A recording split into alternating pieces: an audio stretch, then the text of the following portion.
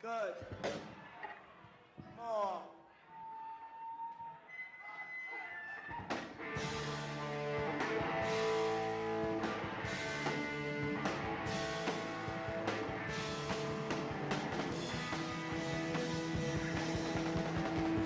In the 1970s, there was a so-called explosion of punk rock onto the music scene in both the United States and the UK, following musical influences by bands such as The Stooges and MC5. Punk music is generally known for its fast-paced and loud songs with raw vocals and lots of energy.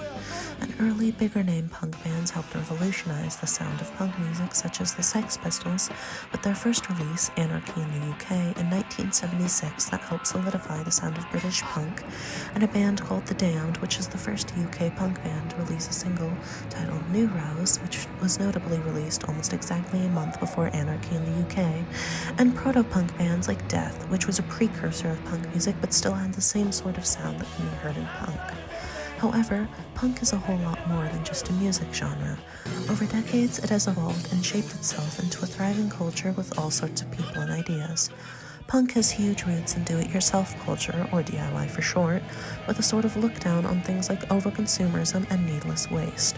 People who engage in punk subcultures often show this by making and modifying things such as their own clothes by themselves, and producing music either independently in bedrooms and garages or through small local labels.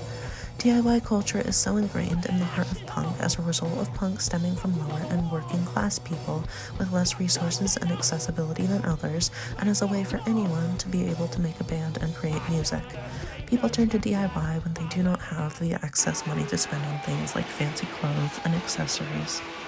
Punk also has a large mindset in being against the mainstream, such as flashy pop music and the idea of conformity in society. Punk embraces the alternative and weird, and a lot of punk music is treated as art and preservation of self-expression, which is very important to the community, as punk very much so encourages people to be themselves and be free to express themselves. Because of this mindset, punk spaces are often safe spaces for minority groups, especially the queer community. Another huge part of punk culture is messaging. The punk community has always been very vocal about all sorts of issues that are brought to light through music, such as classism, sexism, racism, and societal struggles.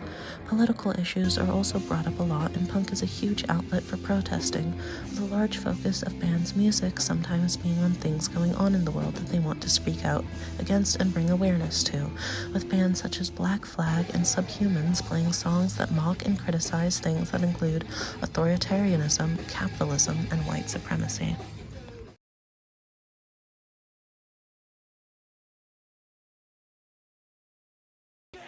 Unfortunately, punk doesn't always have too good of a reputation with the general public.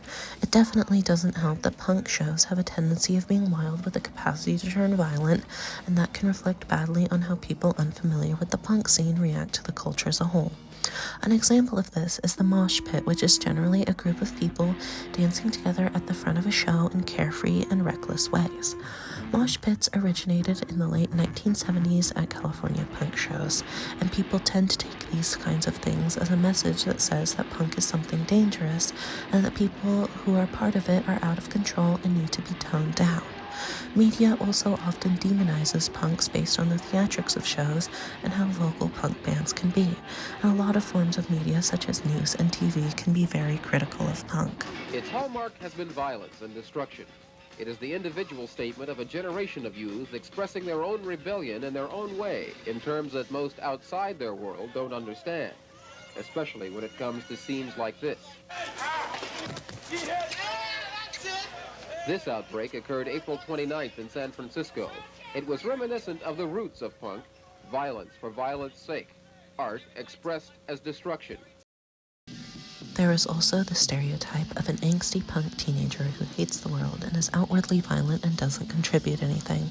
Punks can be viewed as whiny or having an ideology that is a waste of time. Due to this mischaracterization, many people view the punk scene as something dangerous to keep their kids away from, or point out individuals as cautionary tales to their children, which can be repeated by schools as punks being bad influences, and a lot of stereotyping is often put on punk culture to make it seem scary to children and teenagers.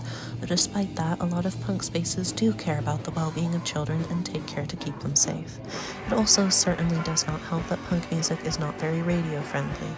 Radio-friendly music often means pop songs that have been specifically made to be upbeat, catchy, and clean.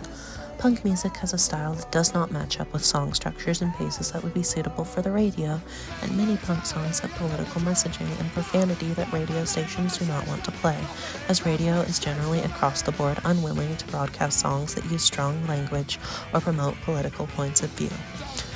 Because punk music is so radio unfriendly, it provides less chances for people to hear it often and more opportunity for punk to be stigmatized and misunderstood. Since the look of punk is so different from what people typically see, it can cause people to feel uncomfortable or unsafe. However, not all outside interpretations of punk are negative. Punk culture is often a large influence on teenagers and young people and how they interact with the world, and there is more and more positive media coverage of punk emerging today.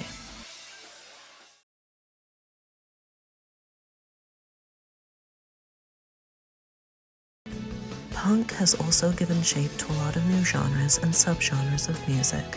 A notable aspect of this is the emergence of post-punk, which is a kind of sort of loosely defined music genre that evolved after the punk explosion in the 1970s, which is known to take on a more experimental vibe than punk.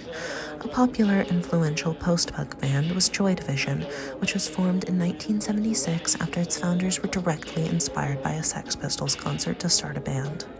One major music genre that evolved even further directly from post-punk in the late 1970s and the 1980s was goth. Influenced by groups such as Susie and the Banshees, goth music has aspects like prominent bass lines and has a darker and more melodic style as opposed to the fast energy of punk. Goth takes on an energy of its own and has evolved into a large and thriving subculture. Another offshoot of punk and post-punk is new wave, which is a genre that is characterized by more synthetic sounds and blended pop into the punk mix.